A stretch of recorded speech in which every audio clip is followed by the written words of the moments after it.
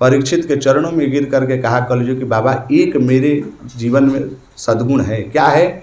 यत् फलम नास्ति तपसा न योगे न समाधिना तत्फलम लभते सम्यक कलौ केशव कीर्तनात्। जो तपस्या से, जो व्रत से, जो उपवास से फल सहज रूप से नहीं मिल पाता, वह कलयुग में कोई व्यक्ति राम राम श्री सीताराम राम राम राधे श्याम कर दे, राधे राधे भी कर दे तो उसका कल्याण हो जाता है। परीक्षित गदगद हो गए, गले लगा लिए, बोले कि आने वाले कलयुग में कोई पूजा नहीं करेगा, कोई जप नहीं करेगा, कोई तप नहीं करेगा, अरे कम से कम राम राम करेगा तो कल्याण होगा। रह बचवा रह, मेरे घर में रह।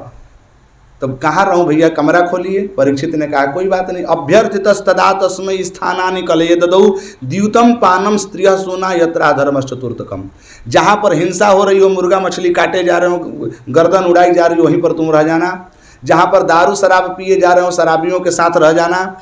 जहाँ पर वैश्यावृत्ति हो रही हो, वहाँ पर व्यभिचार हो रहा हो, वहाँ पर तुम रहना।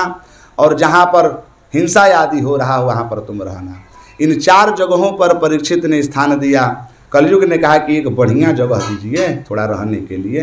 परीक्षित ने कहा कि तुम सोने में भी रह सकते हो। पुनस्तु याच मानायो जात रूप मदात प्रभुम। तुम सोने में भी रह सकते हो, लेकिन कौन सा सोने में? जो अनीति पूर्वक, जो अधर्म पूर्वक धन कमाया गया उसी में रहना। लेकिन हमारे गुरुजी कहते थे, ब्रह्मचारी गुरुजी, कि सोना का मतलब खाली धन सोना है सब लॉकेट ना। सोना का मतलब है निद्रा।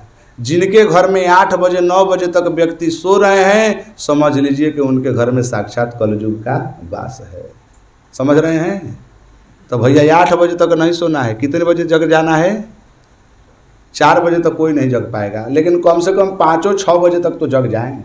यद्यपि ब्रह्म मुहूर्त में ही जगना चाहिए। हमारे यहाँ शास्त्र में एक नियम है, सिद्धांत, ब्रह्म मुहूर्ते या निद्रा सा पुण्य क्षय कारिणी। चाहे कितना जप कीजिए, तप कीजिए, पूजन कीजिए, जो व्यक्ति सुबह में नहीं जगता है, ब्रह्म मुहूर्त में नहीं जगता है। आप ब्रह्म मुहूर्त कहते हैं सूर्य के जगने से पहले जितना समय वो इसी ब्रह्म मुहूर्त, माने सूर्य को जगाना न पड़े, हम सूर्य को जगाएं, यही नियम है। चाहे जप करे, व्रत करे, लेकिन 8 बजे तक सो रहे हैं। कब बजे पूजा चालू हुई पंडित जी? तो 8 बजे। ठीक बात, 7 बजे जग रहे हैं, नहा धोआ के 8 बजे बैठ गए, तब पुण्य नहीं होगा। जगना तो 5 बजे पड़ेगा, चाहे 8 बजे से पंडित जी पूजा कराएं, चाहे 9 बजे से कराएं।